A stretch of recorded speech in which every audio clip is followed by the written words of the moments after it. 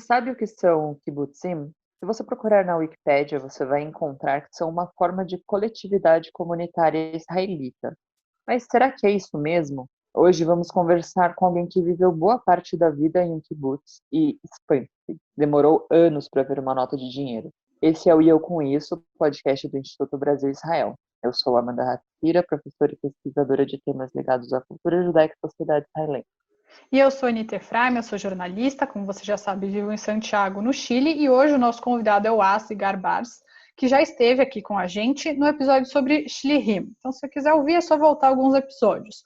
O Asi cresceu no kibbutz Ramot Menashe e vai contar um pouco sobre essa experiência de uma boa parte da vida dele. E além de mim e da Amanda, hoje a gente tem mais uma pessoa da nossa equipe do Eu Com Isso que vai participar com a gente e vai se apresentar para você agora. Oi, pessoal, eu sou a Ana Clara, mais conhecida como Malca Buchmann, editora de conteúdo do podcast e ativista comunitária de longa data. Primeiro, obrigada por participar com a gente mais uma vez.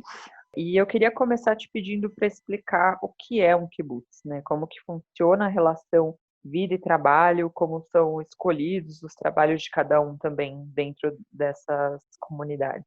Beleza, mas antes vou falar, vocês me apresentaram muito bem, obrigado, e falaram que eu vivi boa parte da minha vida num kibbutz, só que a verdade verdadeira é que eu nunca saí de kibbutz.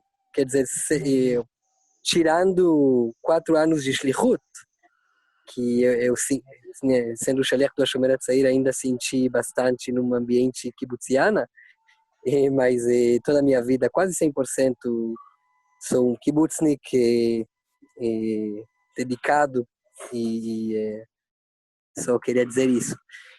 Bom, sobre os kibbutzim. O que é um kibbutz? Um kibbutz é uma comunidade socialista, cooperativa, democrática. Se a gente trata do kibbutz tradicional, clássico, né, aquele kibbutz que faz parte de quase 300 kibbutzim que foram fundados em Israel desde 1909, né, foi o ano do estabelecimento do primeiro kibbutz, que é Dgania Aleph, e até hoje mais do que quase 300 kibbutzim, sem contar todos os novos kibbutzim, que são os kibbutzim urbanos e os kibbutzim dos movimentos juvenis, os novos kibbutzim da terceira e quarta geração do movimento kibutziano, mas imagino que a gente vai conseguir falar disso um pouquinho mais para frente. Então, um kibutz clássico, o que seria? Uma comunidade socialista, cooperativa, democrática, no interior de Israel, existe somente em Israel, nessa forma.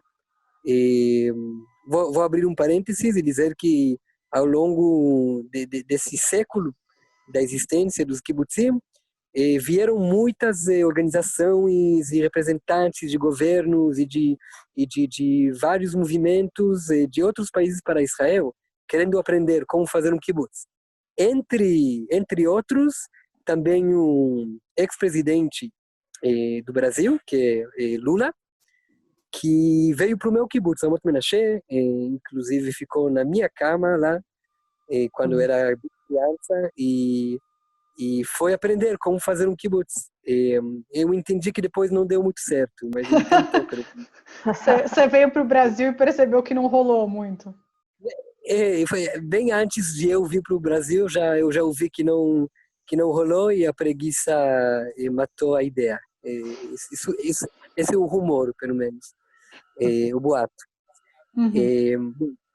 Então, os kibbutzim são comunidades, um estilo de vida alternativo, que está no interior de Israel, e todos são praticamente uma unidade agricultural que sempre tem um ingrediente ou muitos ingredientes de economia agricultural, seja tanto estufa de vacas quanto uma fazenda de galinhas, plantação de kiwi ou de abacate ou de manga ou de mango ou de tâmaras no sul. Pois é verdade. Quem é de nome deve saber. Sim, o meu voluntariado, né, foi em Keturah, que é um kibbutz na Arava, mais ou menos a meia hora de Eilat, pessoal. O deserto do E deserto do deserto. deserto do deserto do deserto. E foi muito legal, porque a gente catava tâmara, acordava umas 5 da manhã para catar tâmara. Você Era vê que o muito conceito gostoso. de legal é relativo, né? Eu acredito Mas, particularmente que mexer com a terra é algo muito prazeroso, mas vamos lá. mas não tem disputa que é bonito e gostoso trabalhar com tâmaras. Acho que aí podemos concordar. E Torá é uma maravilha, é uma beleza inédita, né? Toda essa região. Sim, é um espaço muito E, gostoso e acho que em volta das trilhas é um lugar pouco explorado, eu diria, pelo turismo israelense, mas eu sinto que vale muito a pena fazer passeios por aquela região da Arava, né? claro, totalmente. E Bom, aí, a Amanda sim, perguntou da relação vida e trabalho, né? Cada pessoa no claro, kibbutz tem um trabalho, como que eles são escolhidos, como que funciona isso? tá bom. É porque Então, é porque eu conheci dos kibbutzim em Israel. Bom, eu não conheci muitos, eu conheci um no norte, o de Malkia e o de Zikim, e eles eram bem diferentes, assim.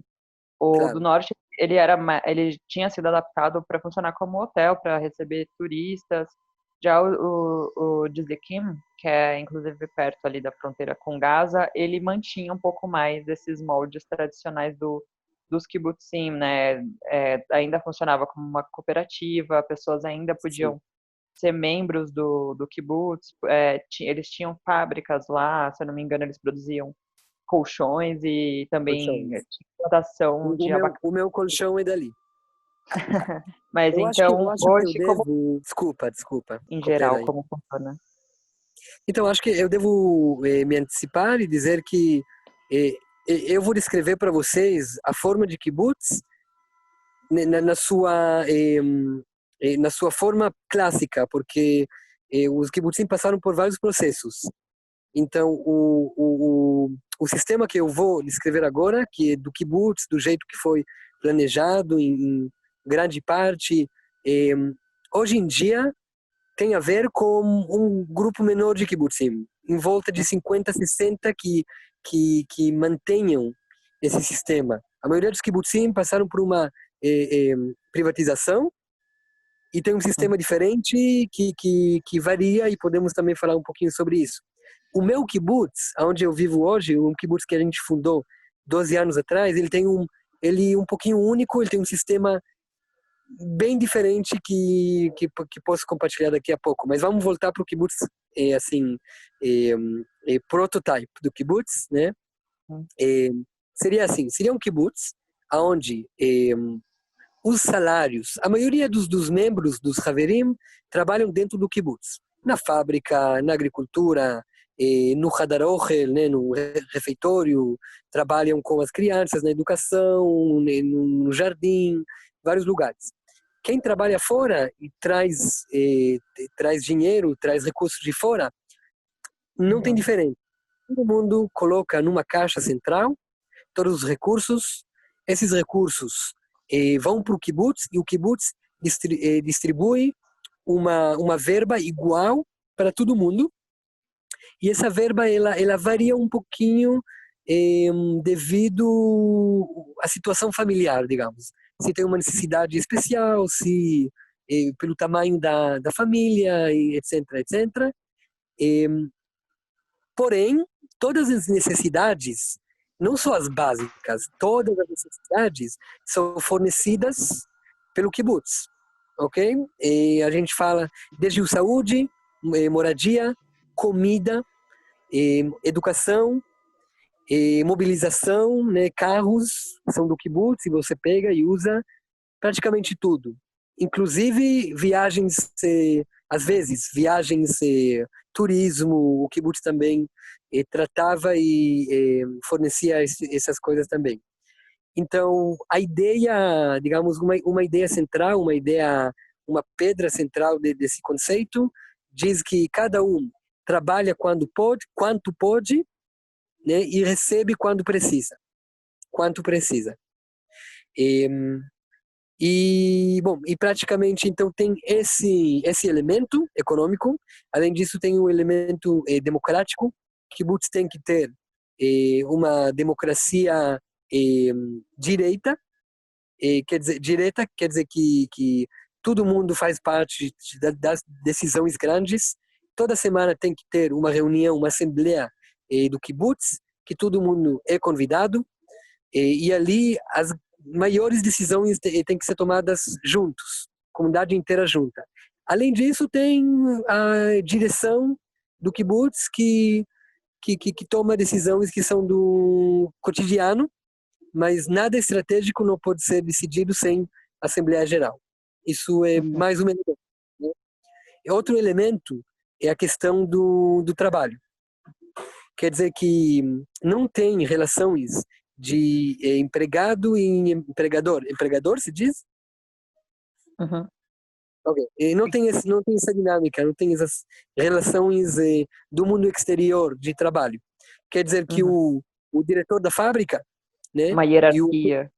E não tem hierarquia. O diretor da fábrica e o operário, ou quem limpa, né, os banheiros da fábrica, os dois são membros do kibbutz. Os dois são patrões da fábrica. Os dois têm a mesma palavra sobre a fábrica e a mesma responsabilidade. E ganham a mesma coisa também. Obviamente que o diretor tem uma responsabilidade que o trabalhador não tem, porque ele estudou, ele foi eleito pelo kibbutz, né, para ocupar esse cargo, mas não tem diferença de poder, né? Então, isso. E queria te perguntar, qual que é a relevância dos kibbutzim para a criação do Estado de Israel? Óbvio que daria para fazer um podcast só sobre isso, mas brevemente. Bom, isso aí tem vários momentos muito históricos e interessantes. Como já falamos, o primeiro kibbutz foi criado em 1909, que são 40 anos, né? Quase 40 anos antes da fundação de Israel. Praticamente, o kibbutz era a base da economia, a base do trabalho, a base da construção do país, a base da criação das forças paramilitares que praticamente lutaram para proteger o Yeshuv, né, os assentamentos judaicos, e também lutou na guerra praticamente não havia força paramilitar, Palmach se chamava, né? E nem Tzal, o IDF, né, o exército israelense não existia sem a infraestrutura dos kibbutzim, onde cuidavam, eram praticamente também bases militares, junto com cultura, comunidade, mas podemos marcar alguns momentos essenciais nessa história.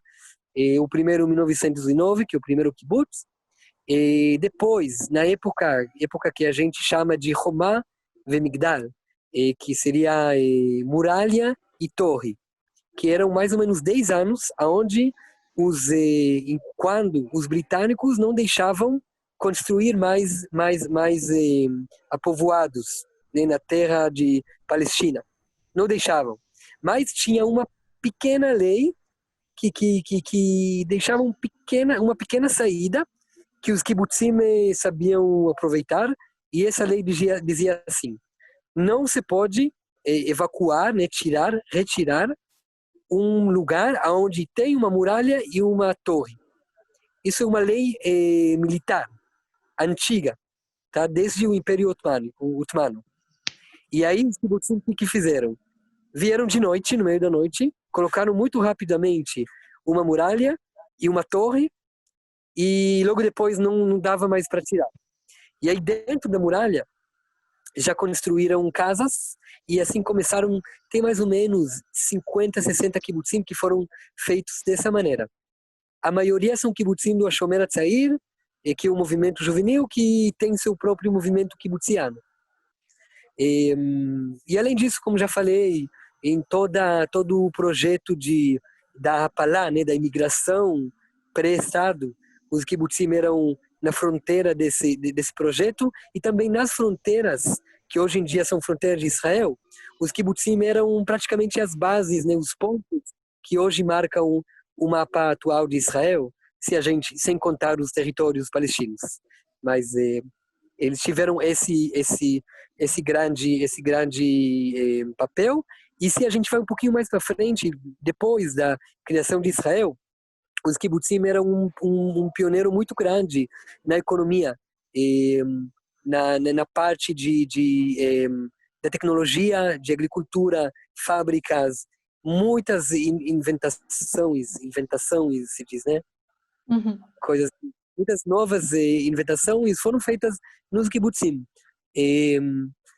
E sempre tiveram um papel muito grande na economia, nesse sentido. Uhum. Perfeito, Asi. Acho que uma coisa, eu vim aqui para o podcast hoje com base um pouco nas minhas experiências de kibbutz, né? Eu passei aí 4 meses em Keturah, mas queria saber, você que passou tanto tempo, né, da tua vida num kibbutz, como você acha que o formato social acabou influenciando aí na sua vida? Ótima pergunta. Bom, eu acho que o Hinur, a educação kibutziana, merece não mais um podcast, senão uma série de podcast, porque é tão revolucionária, é uma coisa tão inspiradora que a todas as escolas mais avançadas que cobram mais dinheiro por mês no mundo, né? E todo mundo que tem dinheiro e tem possibilidade de querer ir para lá, praticamente estão copiando, estão replicando a educação kibutziana, só que rebranding, né? Como uma outra marca. Mas eu acho que tudo começa desde a educação kibutziana, que praticamente diz que o foco é o grupo social da criança, o foco é educação para socializar. Desde eu, por exemplo, eu nasci, né, num hospital, fiquei com minha mãe, sei lá quantos dias, e depois eu fui para casa das crianças, dos bebês, e lá eu passei todos os meus anos, tirando 4 anos depois da Guerra do Golfo, onde voltamos para casa e depois enfim. Mas, Asi, você passava mais tempo aí na escola junto com as outras crianças ou com a sua família? Como isso funciona? Eu passei com os meus amigos. Uhum. Funcionava até, digamos, até Kita Aleph, até escola primária. Sim. A gente ficava na casa das crianças, a gente dormia lá e tinha o que a gente chamava de horários do amor, né? E entre 4 até as 8, 9 horas da noite, a gente ficava com nossos pais. Ok? E voltava para dormir com os amigos, com os amiguinhos. E, sei lá, hoje em dia eu olho, que família tem tempo de 4 até as 9 estar com as crianças? Isso não existe hoje em dia. Isso não existe. Então, eu ouço muita crítica, mas como assim não crescer em casa com uma família? Eu falo, gente, mas eu cresci muito mais do que qualquer criança na cidade e cresci com a família. E hoje ainda é assim, Asi, ou não? Então, os últimos kibbutzim que funcionava assim eram os kibbutzim do Hashomer Hatzair, e esse sistema até 12 anos parou, não existe mais, e parou desde meados das 90, tá? Uhum. Só que tem a fase, tem o trecho da juventude, que eu, por exemplo, que isso é uma história interessante, é um sistema muito legal que existe no kibbutzim do Hashomer Hatzair, que se chama Mossad Chinuchi, um instituto educativo do Hashomer Hatzair, onde praticamente todos os jovens não moram em casa, senão vivem num kibbutz separado, kibbutz de juventude, de jovens, que a gente manejava. A gente praticamente dirigia tudo, de economia até decisões sociais, cultura, ramos econômicos, tudo. A gente cuidava das regras e eu vivia assim de 11 anos até 18, com meus amigos. A gente tinha uma casa longe do kibbutz. Isso ainda existe, por exemplo. Isso ainda existe E eu posso dizer assim, eu acho que a educação kibutziana, bom, ela tem, sei lá, 98% na minha formação, junto com a Shomer Hatzair, todo o meu conceito de independência, meu conceito de ver outras pessoas, de socializar, de dialogar, de comunicar, de conviver, de convivência, né? E, obviamente, valores grandes, universais, e, e, né, de solidariedade, de diálogo, de conhecer o diferente, de sempre aspirar pela paz, interno, externo. Tudo isso eu recebi no kibbutz. E, Uhum. obviamente, o judaísmo humanista. E assim, Que desculpa, pode continuar.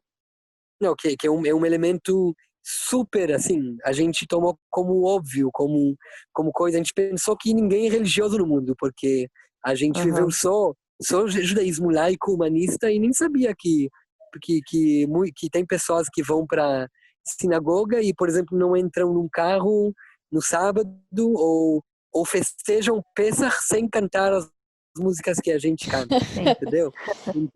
Então isso foi muito. Quando eu saí do kibbutz e descobri que tem outros tipos de judaísmo, e, enfim, amo meu judaísmo, amo. Só Assim, queria falar. tem duas coisas muito interessantes, né? Quando eu estive em Israel, eu passei por 2 kibbutzim que tem uma estrutura religiosa por trás. Então, primeiro, Hanaton.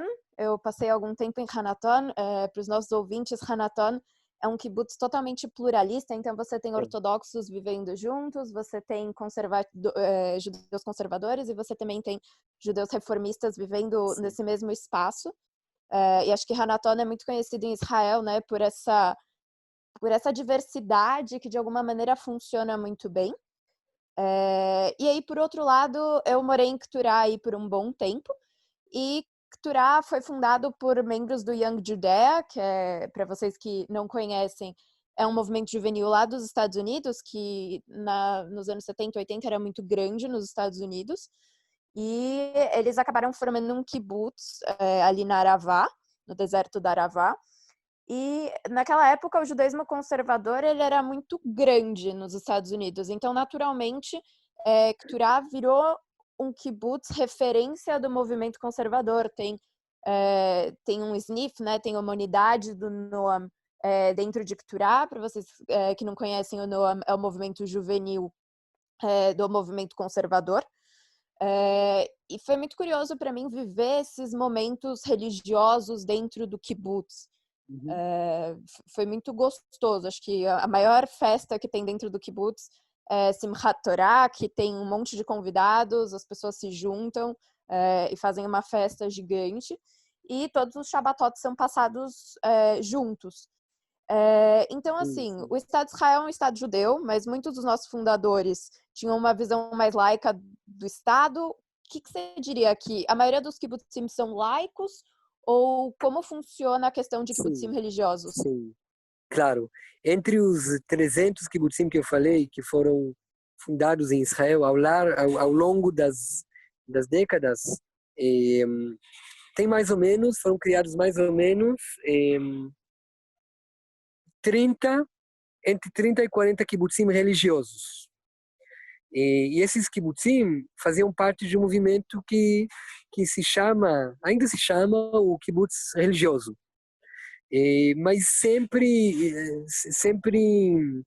interagia muito bem com o resto do movimento kibutziano.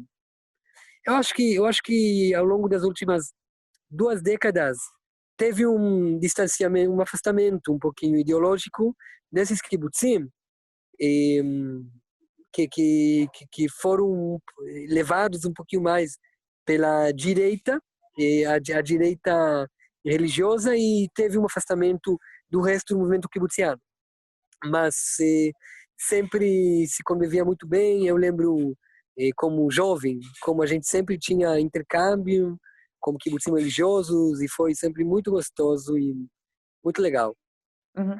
E assim, de que forma a gente falou na introdução, né, como a gente recebe com espanto ficar sabendo que você demorou anos para ter contato com dinheiro, como a gente usa hoje em dia. De que forma o kibbutz moldou sua relação com dinheiro, né? Como que funciona isso lá?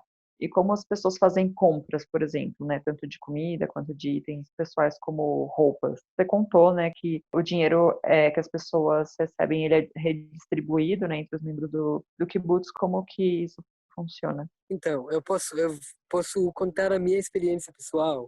Eu, como Uhum. criança no kibbutz, eu não vim em casa, não teve nenhum motivo para eu eh, segurar, mexer como uma moeda ou uma nota. Não tinha. Dentro do kibbutz, tudo funcionava com números. O meu número, por exemplo, cuidado, ninguém pode, até hoje funciona, então, não, ninguém pode utilizar, tá? Mas é 318, por exemplo. Então eu ia pro mercado, pro Colbo, né, mercadinho, e eu cheguei e eu falei 318. E eu peguei tudo que eu queria. E eles anotaram. E nunca tinha que mexer com dinheiro. Primeira vez que eu mexi mesmo com dinheiro foi quando eu fiz de 17 anos e eu tinha que viajar sozinho, né, para começar o meu processo de alistamento pro exército. Aí eu fui para a caixa do kibbutz e eu falei, preciso viajar para Haifa e voltar. E aí a mulher da caixa, ela me deu os 20 shkalim. Primeira vez que eu subi no ônibus, paguei com dinheiro, fui, voltei. E, então, não, a gente não necessitava do dinheiro. E, de novo, hoje em dia, desde o início das 90, a maioria dos kibbutzim passaram por uma privatização. Obviamente, o kibbutz se abriu muito para o bem e para o mal. Você, em vários lugares, você compra com dinheiro, outros não. Dentro do kibbutz, estou dizendo.